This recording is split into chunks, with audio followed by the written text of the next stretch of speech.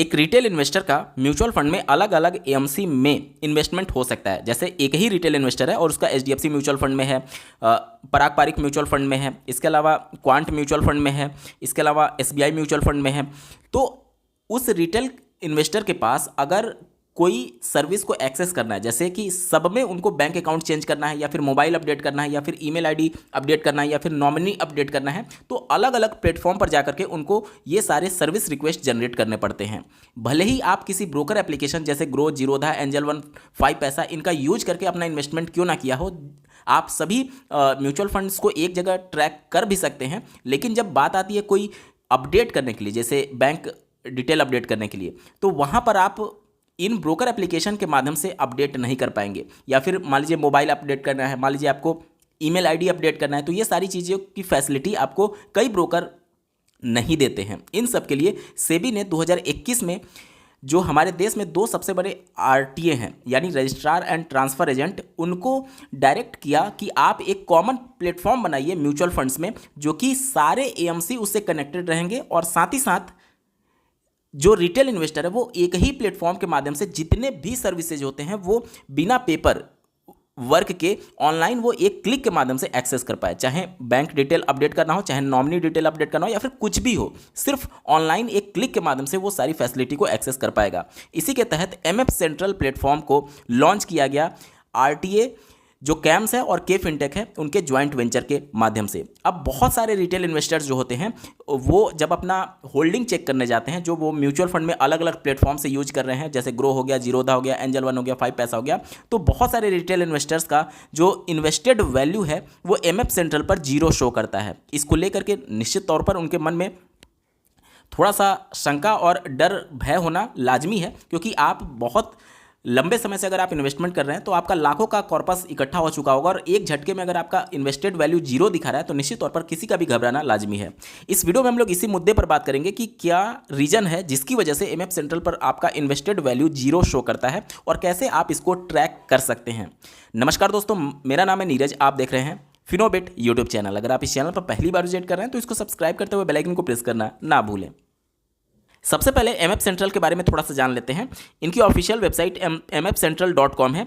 जैसे ही आप इस पर विजिट करेंगे तो इस होम पेज पर आप आ जाएंगे। अब आपके मन में सवाल आएगा कि क्या ये सेफ़ है। देखिए, आप अगर किसी भी ब्रोकर एप्लीकेशन का यूज करते हो, जैसे ग्रो, जीरोधा, एंजल वन, 5 पैसा, तो ये जो ब्रोकर एप्लीकेशन है वो आपको क्या करती है कि ये मान लीजिए एक रिटेल इन्वेस्टर है और ये एक एएमसी है जिसमें आप पैसे इन्वेस्ट करते हैं, तो इसके बदले एएमसी आपको यूनिट्स अलॉट कर देती है। अब आपके और एएमसी के बीच में यहाँ पर ब्रोकर एप्लीकेशन होता है, जैसे ग्रो, जीरोधा, एंजल वन और ये सभी।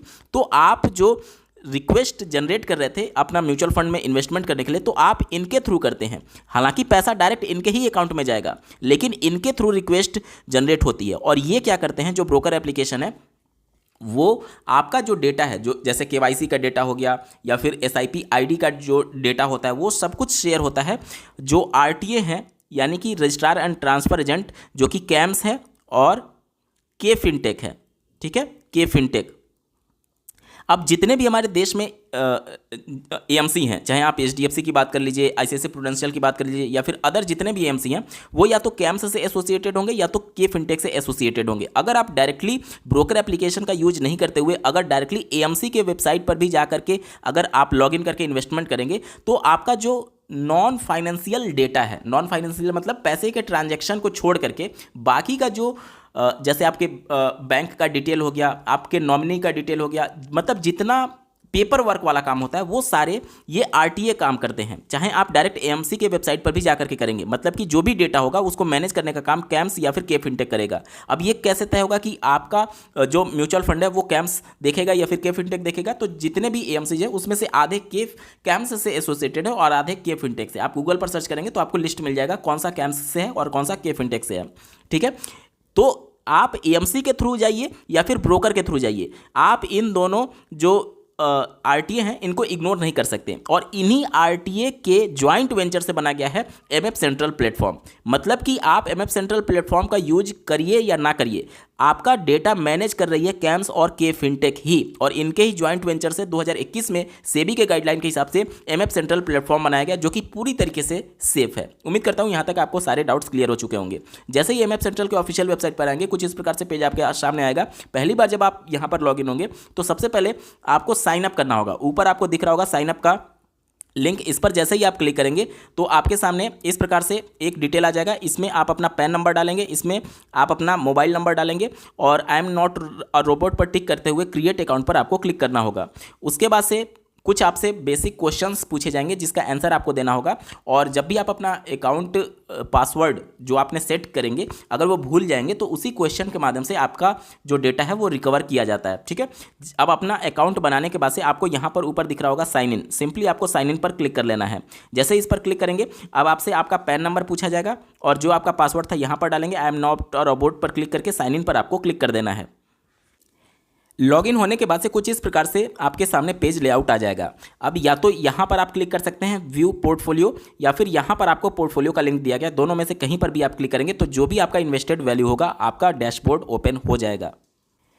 यहाँ पर आप देख सकते हैं दो तरीके से आपकी होल्डिंग दिखाई जाती है, पहला एसओए होल्डिंग और दूसरा डीमेट होल्डिंग। एसओए का फुल फॉर्म होता है स्टेटमेंट ऑफ अकाउंट, और डीमेट तो आप जानते ही हैं जिसमें डीमेटेरियलाइज्ड तौर पर जो हमारे सिक्योरिटीज होते हैं उनको यहाँ पर रखा जाता है। जैसे आप बैंक में सेविंग अकाउंट ओपन कराते हैं तो वो अकाउंट क्या है, आपका जितना भी पैसा बैंक में है वो डिजिटल फॉर्म में आपको दिखाया जाता है। उसी प्रकार से डीमेट अकाउंट होता है जहाँ पर जितने भी शेयर्स या फिर आपके सिक्योरिटीज़ हैं, जितने भी म्यूचुअल फंड्स हैं जो कि डीमेट के फॉर्म में होल्ड किए गए हैं, वो सारे आपको इस अकाउंट में शो किए जाते हैं।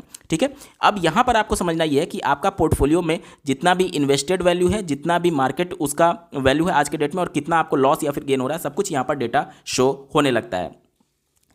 यहाँ पर एसओए फॉर्मेट का मतलब कि अगर आपका जो यूनिट्स हैं, म्यूचुअल फंड यूनिट्स हैं, अगर वो स्टेटमेंट ऑफ अकाउंट के तौर पर अगर होल्ड किया गया है तो आपका यहाँ पर शो करेगा। लेकिन अगर किसी एक ऐसे ब्रोकर के माध्यम से आपने इन्वेस्टमेंट किया है जो कि एसओए को सपोर्ट ना करके डीमेट होल्डिंग को सपोर्ट करता है, तो आपका यहाँ पर जो इन्वेस्टेड वैल्यू और मार्केट वैल्यू और गेन है ये हमेशा 0 शो करेगा। क्यों 0 शो करेगा? इसलिए 0 शो करेगा क्योंकि आपका जो ब्रोकर है जिसके माध्यम से आपने म्यूचुअल फंड यूनिट्स को परचेज किया है, वो ब्रोकर आपका एसओए को सपोर्ट ना करके डीमेट को सपोर्ट करता है, और डीमेट के कंडीशन में जो आपका यूनिट्स है वो ना तो इसका रिकॉर्ड एक तरीके से म्यूचुअल फंड एएमसी रखती है और ना ही आरटीए रखता है, बल्कि जो डीमेट होल्डिंग्स होती हैं उनका जो रिकॉर्ड होता है वो डिपॉजिटरी जो है, जैसे सीडीएसएल और एनएसडीएल।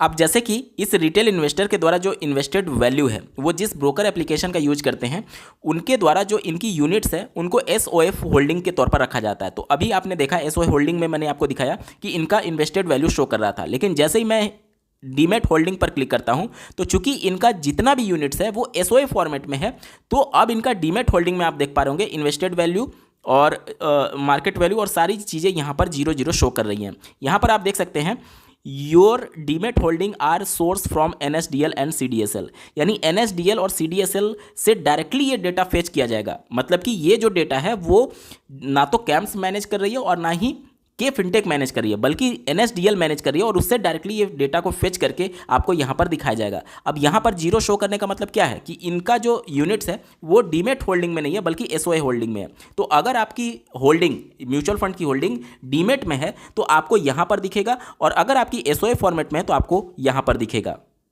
अब आते हैं मेन प्रश्न पर। जैसे सर का जो प्रश्न था, इन्होंने जीरोधा के माध्यम से अपना इन्वेस्टमेंट कर रखा है तो इनका क्यों नहीं शो कर रहा है, तो आपको डीमेट होल्डिंग में चेक करना है। अगर वहाँ पर भी नहीं शो कर रहा है तो आप सीडीएसएल के वेबसाइट पर जा करके अपना जो भी होल्डिंग्स है उसको चेक कर सकते हैं। सीडीएसएल पर आपको रजिस्टर करना होगा और लॉगिन करने के बाद से आप अपने सारे इन्वेस्टेड वैल्यू को वहाँ पर चेक कर सकते हैं। ठीक है, क्योंकि जो ग्रो होता है, ध्यान से सुनिए, जो ग्रो होता है वो एसओए फॉर्मेट में म्यूचुअल फंड यूनिट्स को रखता है, और जो जीरोधा है वो आपका डीमेट होल्डिंग के तौर पर आपके म्यूचुअल फंड यूनिट को रखता है। अब दोनों के बीच में डिफरेंस क्या है इसके बारे में एक बार बात कर लेते हैं, एसओए और डीमेट होल्डिंग। ठीक है, देखिए एसओए में जिनकी भी होल्डिंग है म्यूचुअल फंड्स में, उसके लिए डीमैट अकाउंट का कोई भी रिक्वायरमेंट नहीं है, डीमैट अकाउंट की कोई भी जरूरत नहीं है।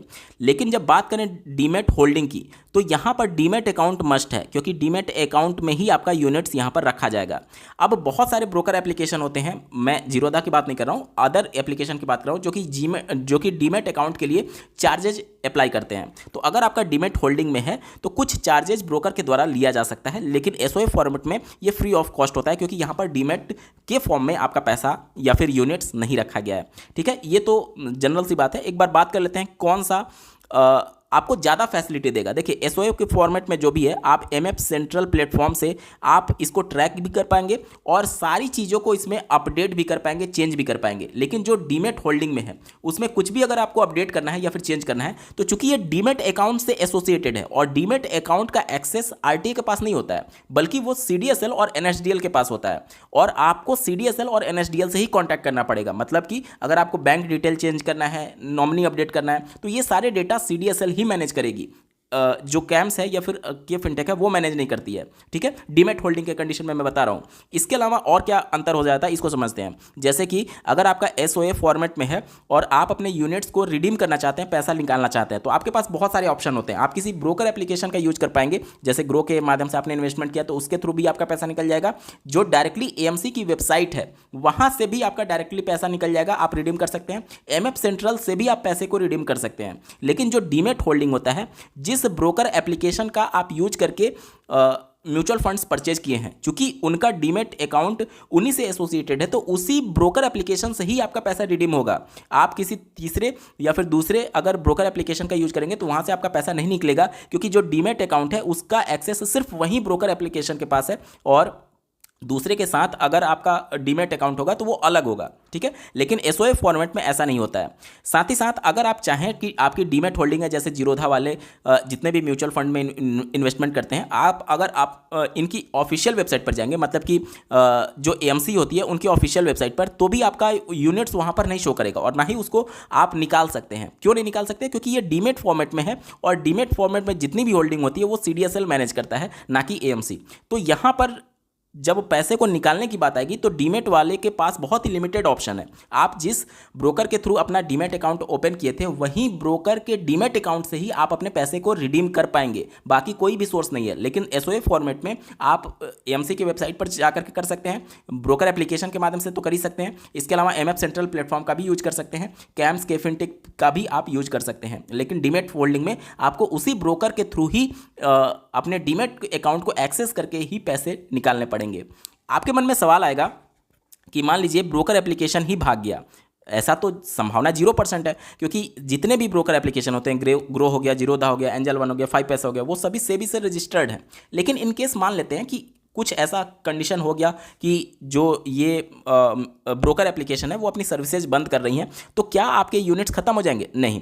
आपको ध्यान ये देना है कि एसओए फॉर्मेट में, एसओए स्टेटमेंट ऑफ अकाउंट के फॉर्मेट में जितने भी आपके यूनिट्स हैं, वो जो एएमसी है उनके पास इनका डेटा है। साथ ही साथ आरटीए जो है, कैम्स और के फिनटेक, उनके पास इनका डेटा है। मतलब कि आपका जो यूनिट्स है वो ब्रोकर एप्लीकेशन के पास नहीं है, वो जो आरटीए हैं और जो एएमसी हैं उनके पास आपका डेटा है कि आपके इतने यूनिट्स हैं। तो ब्रोकर एप्लीकेशन अगर हट जाए बीच में से तो भी आपका कोई भी अंतर नहीं पड़ेगा। आप डायरेक्टली एएमसी की वेबसाइट पर या फिर एमएफ सेंट्रल की वेबसाइट पर जाकर के इन चीज़ों को एक्सेस कर पाएंगे। अब आते हैं डीमैट होल्डिंग में। देखिए, डीमैट होल्डिंग में अगर कोई मान लीजिए जैसे जीरोधा हो गया तो ये डीमैट होल्डिंग को सपोर्ट करता है। तो मान लीजिए कि अगर ये बंद हो गया, इनकेस 1% ही मान लेते हैं, तो उस कंडीशन में क्या होगा कि चूंकि आपका जो यूनिट्स है वो डीमैट होल्डिंग में है, यानी कि एएमसी के पास इसका रिकॉर्ड नहीं होगा, आरटीए के पास इसका रिकॉर्ड नहीं होगा, बल्कि सीडीएसएल के पास होगा।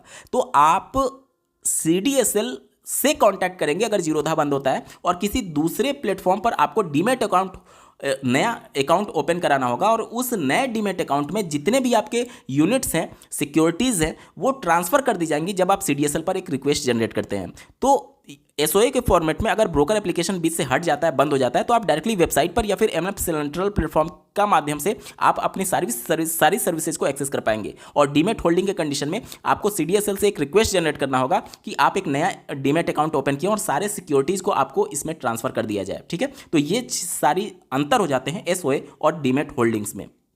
दोस्तों दोनों में से आपको कौन सा बेहतर लगता है कमेंट के माध्यम से जरूर बताइएगा। साथ ही साथ अगर हम लोग इस पूरे वीडियो को समराइज करें तो मैं आपको बता दूं कि जीरोधा वाला जो भी है आपका वो डीमेट होल्डिंग में शो करेगा। बाय डिफॉल्ट जब आप अपना एमएफ सेंट्रल पर लॉगिन करते हैं तो वो एसओएफ फॉर्मेट में ही दिखता है, आपको डीमेट होल्डिंग में चेक करना है। वो डीमेट होल्डिंग डायरेक्टली सीडीएसएल और एनएसडीएल की वेबसाइट से ही एक्सेस करके आपको रिकॉर्ड दिखाया जाता है। मैं फिर से आपको बता दूं कि डीमेट होल्डिंग में जितने भी यूनिट्स हैं उनको आप अपने डीमेट अकाउंट से, यानी जिस ब्रोकर एप्लीकेशन का आप यूज कर रहे हैं जीरोधा, उसी के प्लेटफॉर्म से रिडीम कर पाएंगे। अगर आप चाहें कि एमएफ सेंट्रल से रिडीम हो जाए या फिर एएमसी की वेबसाइट से रिडीम हो जाए तो वो रिडीम नहीं हो सकता है। उम्मीद करता हूं आपके सभी डाउट्स क्लियर हो चुके होंगे। इस वीडियो को देखने के लिए आपका बहुत बहुत धन्यवाद। भगवान करे आपका दिन शुभ हो।